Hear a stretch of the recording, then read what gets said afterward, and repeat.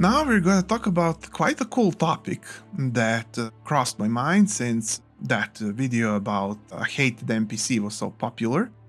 Check it out if you would like. How to make, and more so what are the uses of, a symbolic representation of an antagonist in this case, but it can be used for NPC of any sort, not just of an antagonist.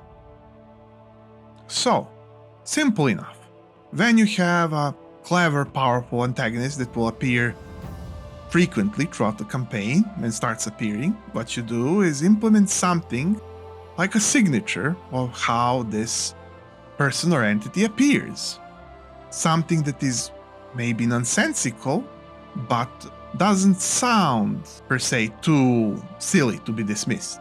It can be anything whatsoever, like the antagonist always using things in sets of 3, leaving 3 stab wounds, leaving 3 slash marks, leaving 3 keys, except you want to make it a bit more recognizable and eccentric, because 3 would be too generic to usual fairy tale tropes. So say we use 9.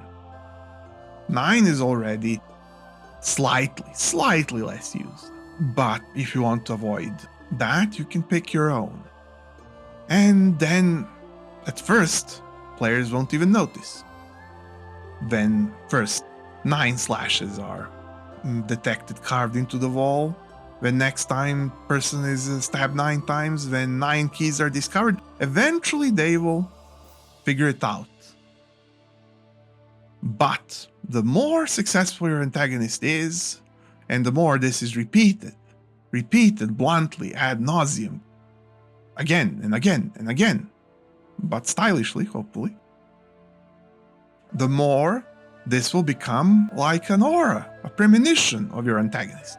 So now when your party comes up and sees only 9 coins left on the table, after everything's said and done that evening, at the inn, and suspicious things have been afoot, then what happens then? They start being paranoid.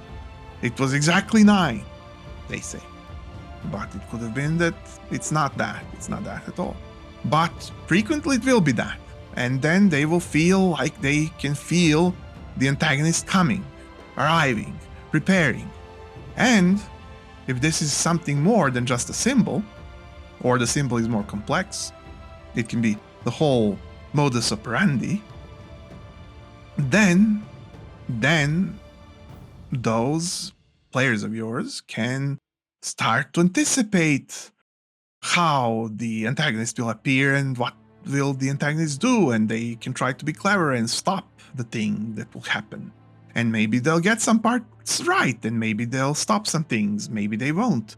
They will feel very clever when doing so, and they will feel like the antagonist is incredibly clever for being limited to this thing that they know, and yet succeeding when the antagonist actually succeeds. And therefore, try to not even be too subtle. You don't need to try to outplay them. It's interesting to see them succeeding occasionally, to figure out, to suss out what it will be. The complex thing, the symbolic thing, what will it turn out to functionally be within the campaign? What will actually happen, and how can they interact with it before it all even occurs?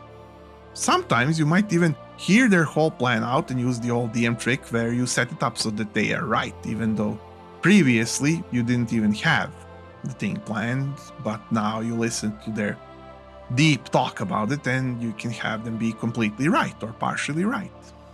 This is useful to reaffirm that they're succeeding if you have a group of players that are unlucky and they're just not hitting upon it repeatedly, so you want to give them one once so that they can feel encouraged, so that they can try again and again until they hit it themselves several times and feel better and better about their odds at reading this antagonist.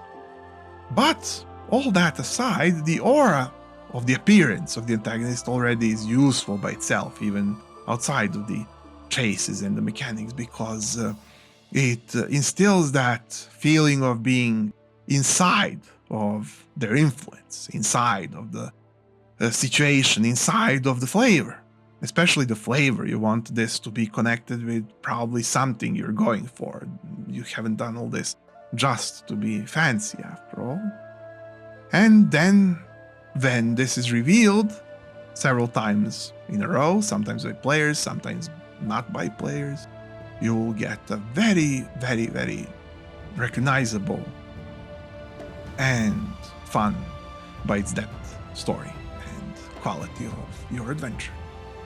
So adventure, if you thought this was useful or unique, maybe you can spare me a click. And I could see you here next or even every week, because every week I have more such things for you. I make them myself. I'm M, and welcome to dMTable.